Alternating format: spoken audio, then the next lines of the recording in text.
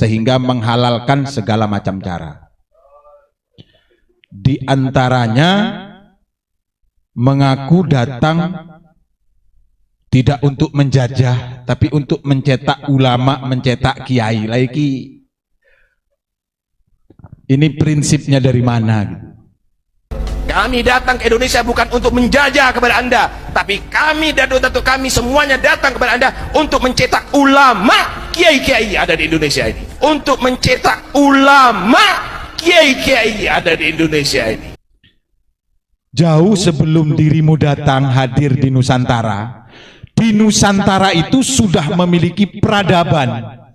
Peradaban keilmuan, peradaban kebudayaan, juga peradaban akhlakul karimah. Anda datang ke sini bawa apa? Paling gula 1 kilo. Anda datang ke sini bawa apa? Paling gula 1 kilo. Tahukah Anda Sayyidina Husain datuk kami sembelih, saudara?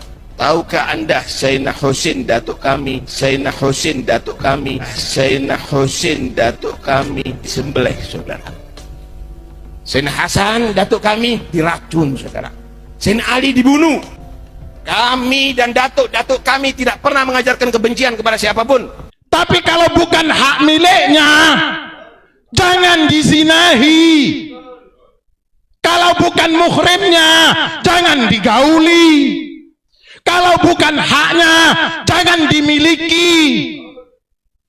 Sekarang ini apa yang tidak diakui? Bendera merah putih diakui, katanya leluhurnya yang menyarankan.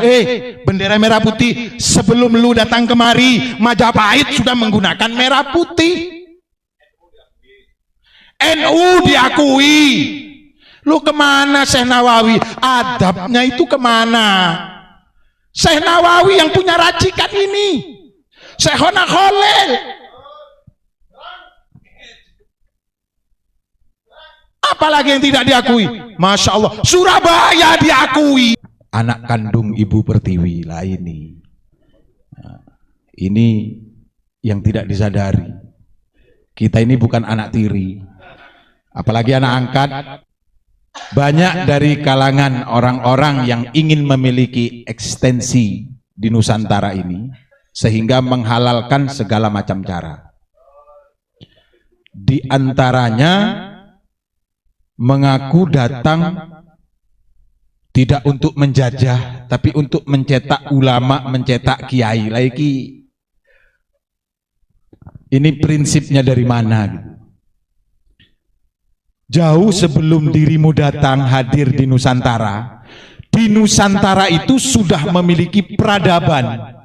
Peradaban keilmuan, peradaban kebudayaan, juga peradaban akhlakul karimah. Tidak ada anak-anak dari Nusantara ini yang menjadi pecundang di negerinya sendiri, itu nggak ada. Ada berita hoax, ini yang dilemparkan, itu sudah viral sekali. Bahwasanya sekarang ini terjadi satu propaganda. Madura menolak orang Banten untuk berdakwah di Madura. Itu hoax. Itu hoax. Tidak ada ulama Madura menolak berdakwahnya putra Nusantara ke Madura. Itu tidak ada. Dan ini saya mendapatkan konfirmasi langsung dari nama-nama ulama-ulama yang dicatut, diviralkan di YouTube. Itu bohong. Silahkan datang ke Madura, datang ke Jawa Timur untuk mendakwahkan, jangankan agama Islam, mendakwahkan agama di luar Islam sekalipun di Nusantara tidak ada yang menolak, karena hidayah bukan milik kalian, tapi hidayah milik Allah Subhanahu wa ta'ala. Ini kalau agama Islam dibawa oleh orang-orang yang mengaku dirinya paling dekat dengan Rasulullah, yakin orang-orang Hindu, orang-orang Buddha tidak akan ada yang mau untuk memeluk agama Islam. Ini yang dimaksud oleh beliau Bhinneka Tunggal Ika. Keramat karena Bhinneka Tunggal Ika adalah aplikasi dari ajaran Nabi Muhammad, rahmatan lil alamin. Islam bukan rahmatan lil muslimin, tapi Islam adalah rahmatan lil alamin. Ini yang perlu ditanamkan kepada jiwa-jiwa santri. Kita ini tidak akan hidup lama. Sebentar hidup di alam dunia ini. Kalau menurut dari beliau Syekh Guru, kita ini hidupnya gantian. Apa yang gak gantian? Semuanya gantian, cuma hak guna pakai. Tapi kalau bukan hak miliknya, jangan dizinahi. Kalau bukan muhrimnya, jangan digauli. Kalau bukan haknya, jangan dimiliki. Sekarang ini apa yang tidak diakui? Bendera merah putih diakui, katanya leluhurnya yang menyarankan. Bendera merah putih, sebelum lu datang kemari, Majapahit sudah menggunakan merah putih. NU diakui. Lu kemana Syekh Nawawi? Adabnya itu kemana? Syekh Nawawi yang punya racikan ini, Syekhona Khalil. Apalagi yang tidak diakui? Masya Allah, Surabaya diakui.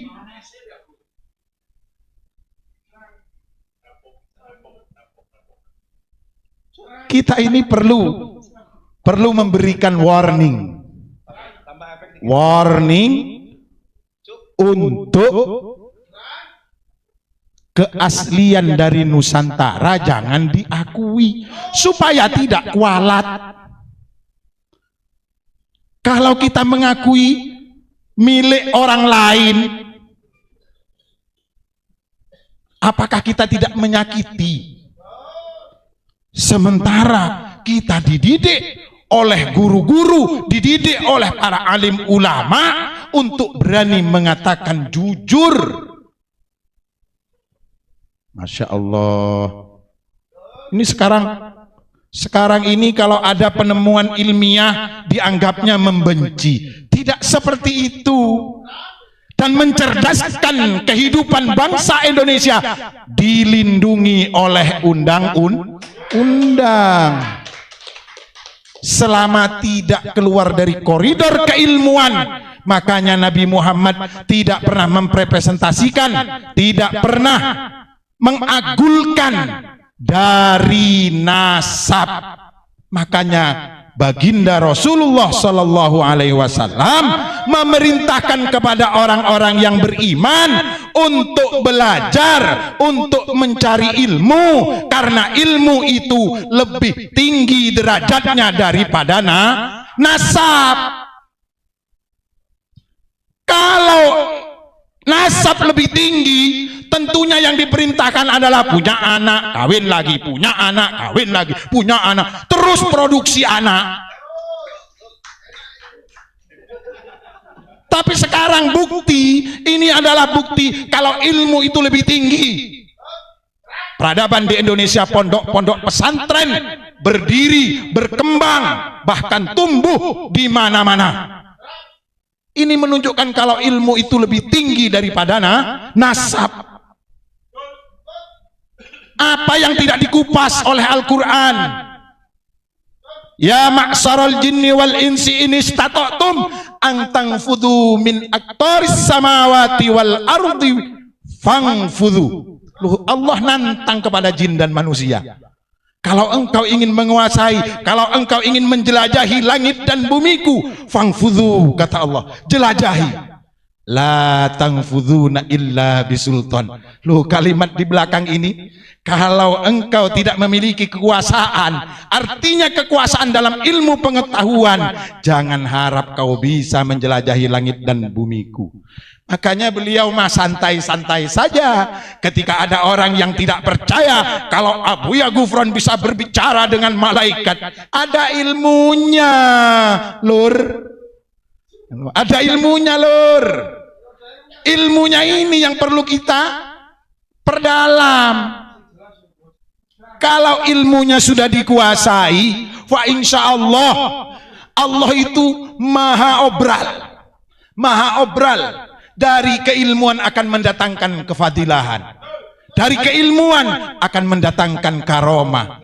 Semoga petunjuk hidayah Allah Subhanahu wa taala diberikan kepada kita semuanya, dan kita selaku insan yang senantiasa bangga dengan segala dosa diberikan pengampunan oleh Allah Subhanahu wa taala melalui riyadhah dari para guru-guru kita semuanya. Amin, amin ya rabbal alamin.